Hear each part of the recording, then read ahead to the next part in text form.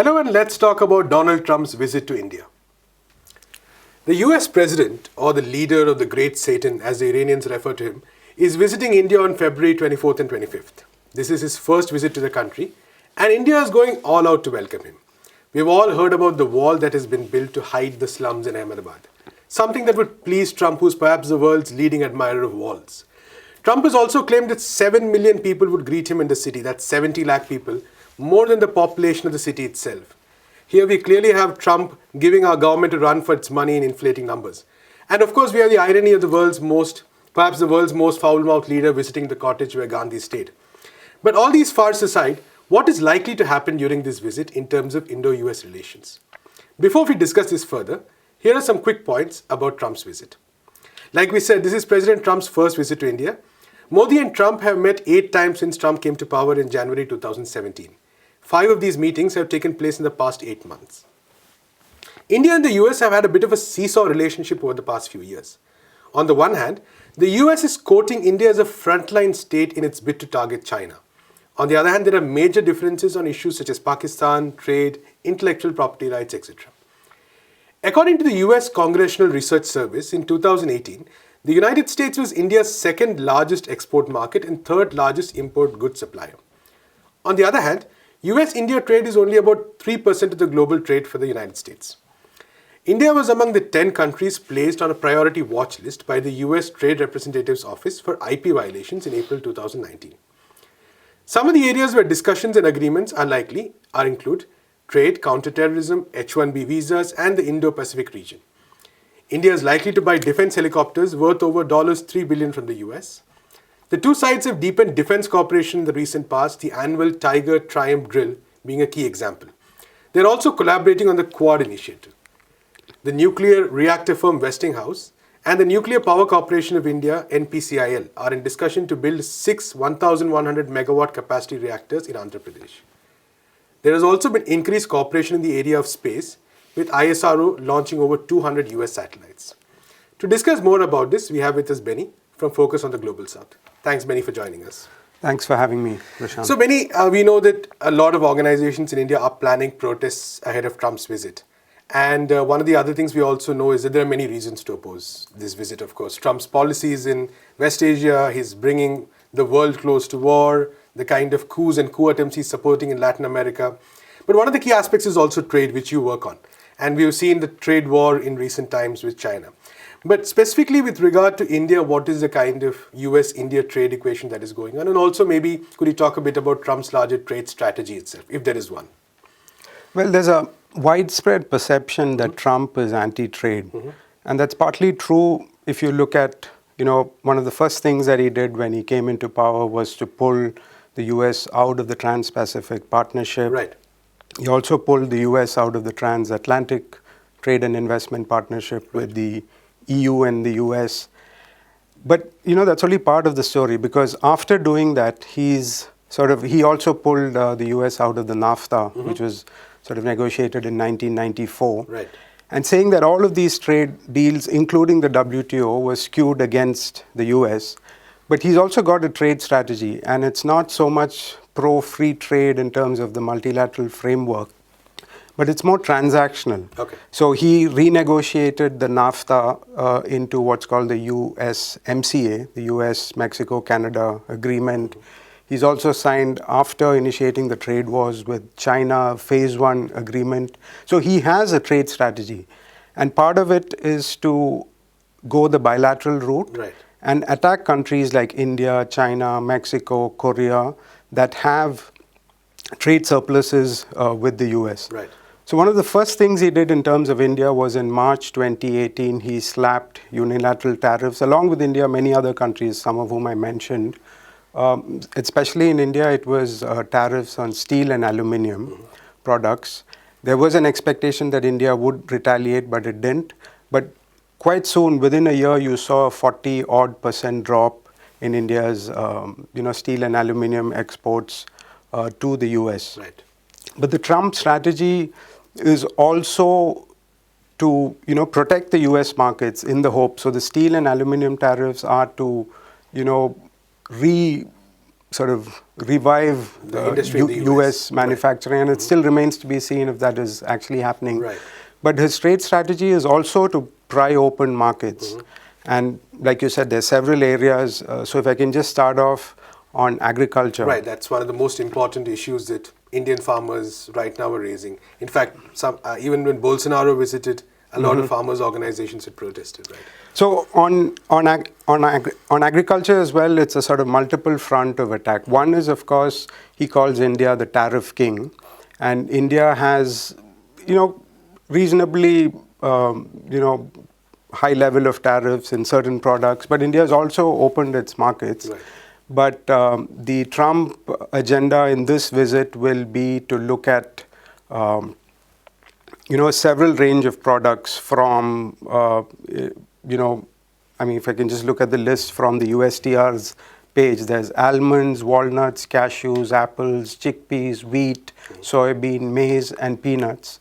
Now, the thing is, India also produces many of these products. Right. And like you said, Indian farmers are up in arms because of low prices. One of the big agendas of the farmers' movement is remunerative prices. So, and the reason why India puts these high tariffs is, as many people know, US agriculture is one of the world's most highly subsidized agriculture sectors. You have less than 2% of the US workforce in agriculture, but sort of despite that, the US budgetary support for agriculture is a whopping $867 billion. In rupees, that is 60,69,000 crores for a percentage of population that is so small. And just in direct handouts to US farmers, this 1.4 to 2%. In 2018, farmers got 22 billion in handouts, which is 1,54,000 crores. Right. So what does this mean? I mean, of course, you can subsidize your farmers, you should. But the problem arises when these subsidies get extrapolated into the international market, which allow US farmers from sugar to soybean to cotton. There's a big case against the US in the WTO. So it is a legitimate policy tool for India to stop subsidized products to come into your country and sort of impact the livelihoods. Especially when it's going to affect your own farmers. Absolutely. Whereas what the US would want is that there be a free market in India for all its products to flood it, basically. Right, a free market for India, but you will still not have a free market and subsidize your agriculture. So I think for good reason, and farmers have written to the Prime Minister to say that India should not, and if you look at India's track record on trade, India just pulled out of the 16-nation mega FTA called the RCEP, the Regional Comprehensive Economic Partnership, partly for these reasons. So there is no reason why India should be giving in to these US demands on all of these sort of products. On an aside, what is Trump's fascination with the Harley-Davidson issue? He's been talking about how they're not allowing Harley-Davidson motorcycles into India. Actually, India does allow Harley-Davidsons, and you'll see quite a few on the road. So initially, the tariffs on Harley-Davidsons were around 75%. There was a sort of push from the US to reduce that, and it's 50%.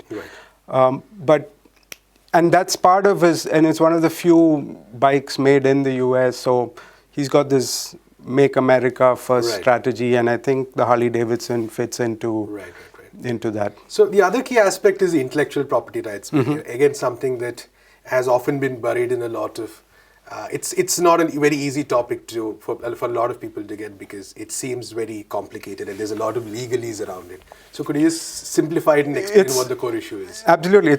It's a long-standing issue. In fact, for the last 30 years, the US has been attacking India's patent laws.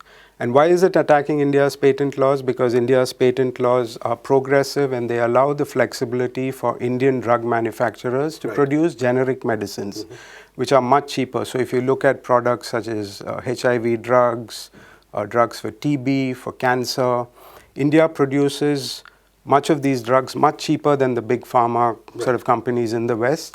And in fact, I think close to 80% of global HIV drugs are sourced from India. So it's important in terms of South-South cooperation and ensuring patients in other countries have these access. It's also important in terms of, access for poor patients within the country. And the US target is basically on two provisions in the Indian patent law. One which allows compulsory licensing, and the other is on Section 3D, which prohibits frivolous patents. So you'll have, if you remember the Novartis case, you had a cancer drug, Glivec, which, the company does some minor innovations, and after the 20-year patent is over, they sort of evergreen. It's called the evergreening, and the Indian patent law doesn't. The patent law is quite strict on these issues, and this, doesn't allow U.S. pharma to sell at the high prices that they want. The other attack is on the prices of medical equipment, especially knee implants and coronary stents, where India has put a price cap again to ensure that poor patients get access. And the US delegation is going to attack India on that issue as well. But this is also an issue which I think, you'll have the health ministry saying that, we need to keep these. It remains to be seen if messages from the health ministry, from patients groups, they've already written letters to the Prime Minister. And there seems to be indications. It remains to be seen what will happen when he's here in Delhi on 25th and signs those agreements. But we are getting indications that there are already meetings happening with the sort of patents office, and there could be some revisions. So that's something we need to look out for. Right. And finally, there was this larger question of Trump talking about a larger FTA, so to speak, a free trade agreement. So what would that imply? So the initial idea was an interim trade deal, like I said, on these issues, on the agriculture tariffs, revising India's patent laws, the prices of medical equipment. But, Trump likes to talk big, and he's managed to do a phase one with China. He's done something with Mexico and Canada. So a full-fledged trade agreement would be suicidal for India, and especially because you pulled out of a trade agreement which largely had developing countries, because of the fact that your farmers would be impacted. It would compromise your manufacturing policy. And one of Trump's, where he's very pro-trade, is on big tech. And one of Trump's strategies is to get what is called an e-commerce agreement in the WTO. If it's not possible in the WTO, they have something called the Digital 2 rules for e-commerce, which is free data flows, prohibiting data localization. So one of the big ticket items will be on tech, but the trade agreement will go beyond tech. It will look at investment. Another big issue for the US trade delegation is India's FDI limits in media, in banking, in insurance. Multi-brand retail is allowed, but it's only 51%. So the delegation is going to be pushing. So they will do the bilateral route, but I think Trump would like to show that he's managed to sign these trade agreements, which are actually a one-way street. If you look at the China trade agreement also, it's very biased against China, but it remains to be seen if China will actually implement it. And his strategy is to go the bilateral route, sign these big FTAs, which in the expectation that it will bring manufacturing back to the US. But like I said, so far there's no evidence of that. Thank you so much, Benny. Thanks. Before we move on to the next topic, here is some footage from when Trump visited the UK a few months ago. Here is hoping that India responds similarly.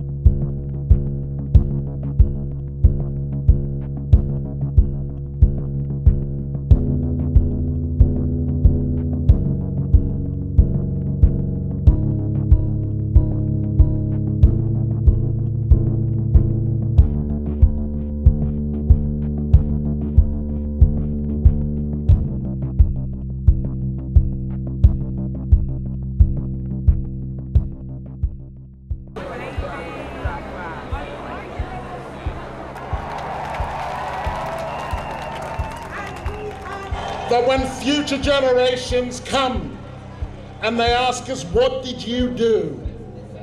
as the world slid into authoritarianism and possibly fascism. We don't just say we do what we could, we did what we could, but in the words of Malcolm X, we say we did what was necessary, by any means necessary, to stop the hate and to stop the violence and to stop the bigotry and the racism.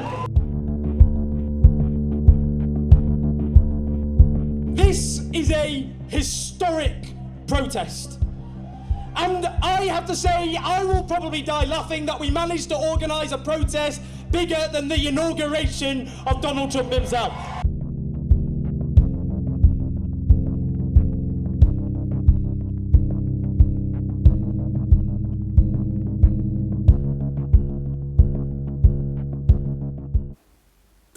We now move on to another favorite topic of ours, the Harappans, or the people of the Indus Valley Civilization. A week-long exhibition titled Historical Gastronomica, the Harappan Dining Experience, began at the National Museum on Wednesday.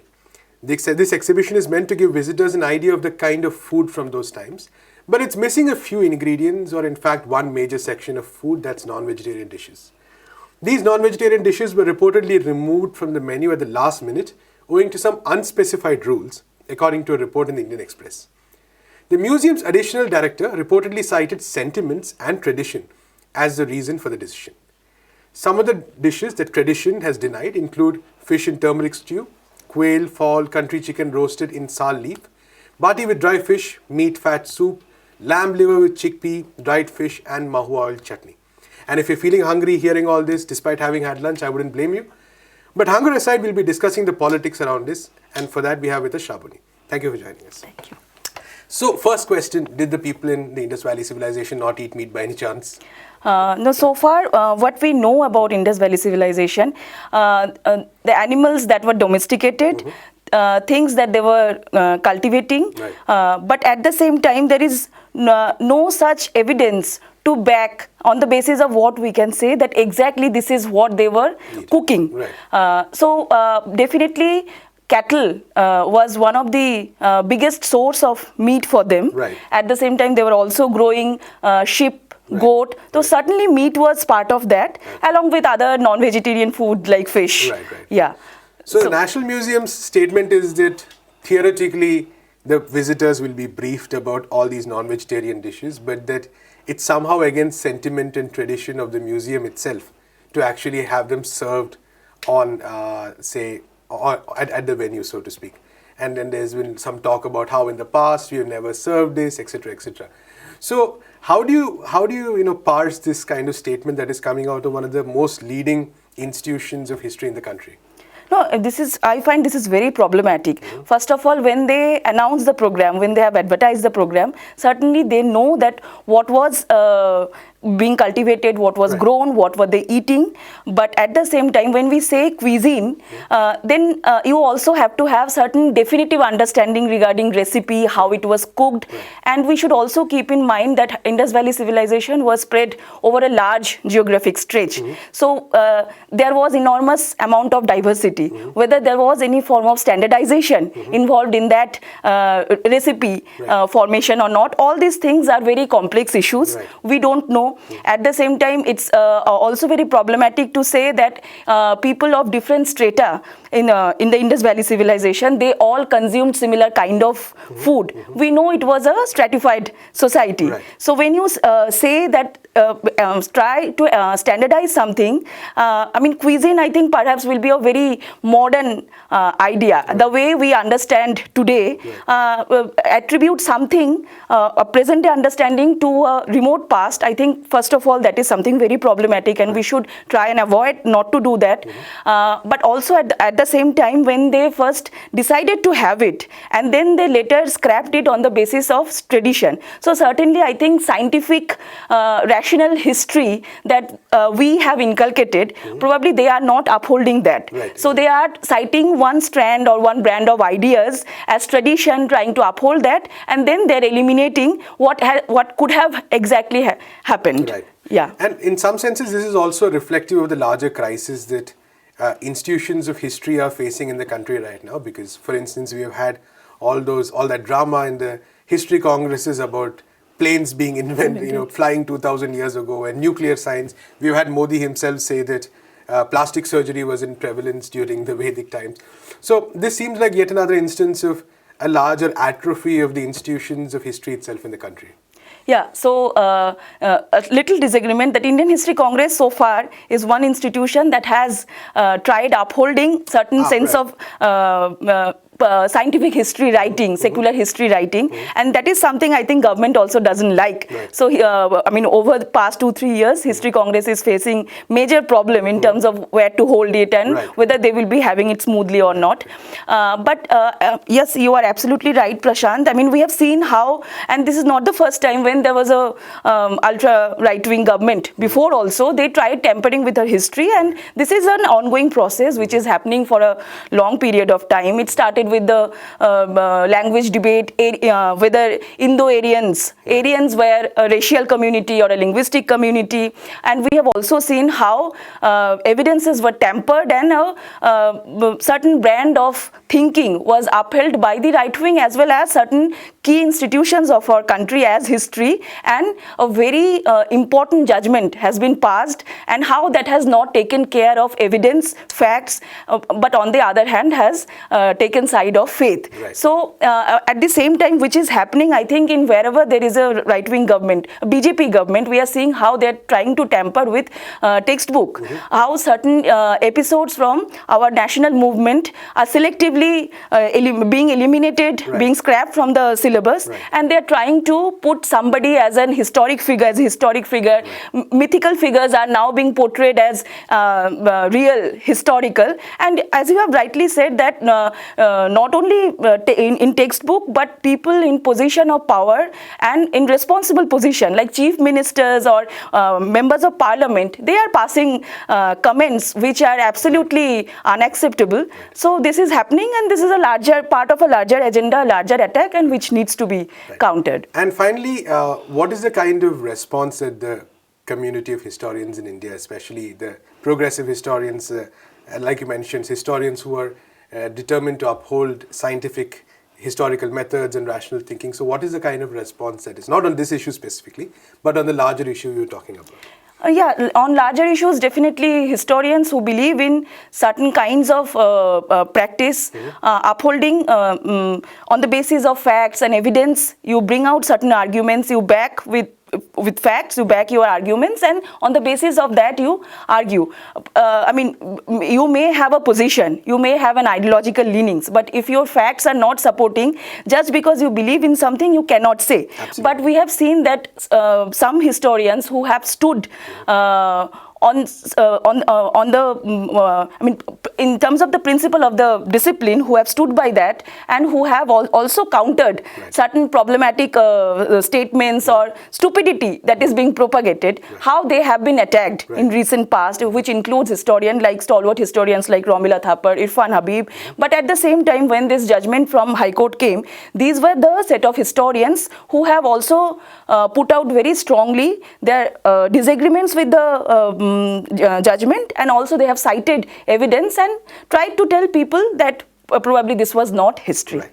Thank you so much, Srabani. Thanks. That's all we have in this episode of Let's Talk. We'll be back on Monday at 3 p.m. with the major news developments of the day. Until then, keep watching NewsClick.